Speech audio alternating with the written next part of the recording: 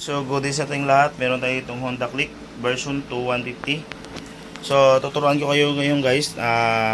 Ito rin ay na-try ko na din and then tuturo ko rin sa inyo kung paano ba yung ganitong setup. So, paano ba yon? At ano ba yon?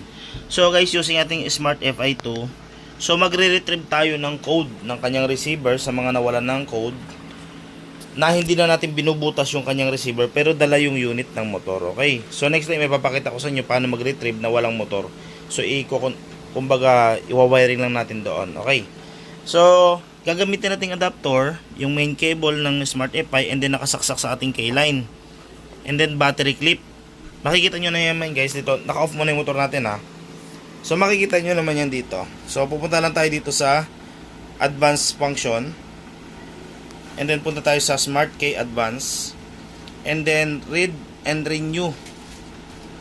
Yan. Imo ID. So, ang motor na to ay Shindingen kasi scooter to. Pag gain kasi hindi cambio. So, Shindingen tayo papasok. Okay. So, makikita nyo guys yung mga ginagamit na cable at yun, ayun siya tinuturo niya.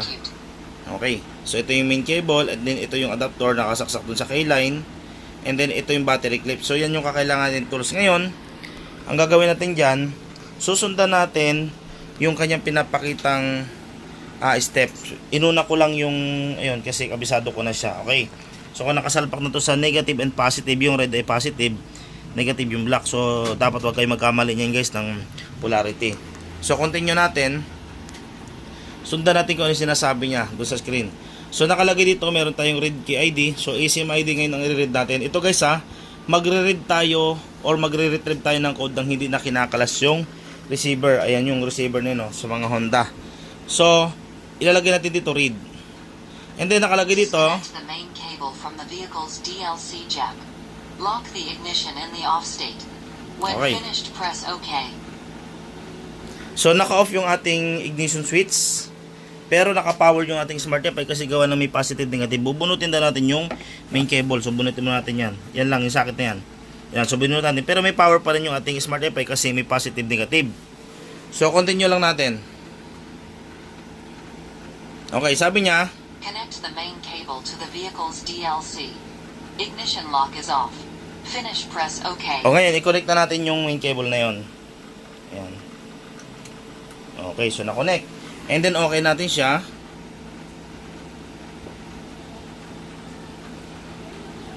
Turn the ignition to on state. Asterisk note. Some vision and vario vehicles. Okay, so yun natin. Okay, so na-on na siya. And then kusa na sa magre-read. Data code ECMID, IMMOID. Please do not disconnect.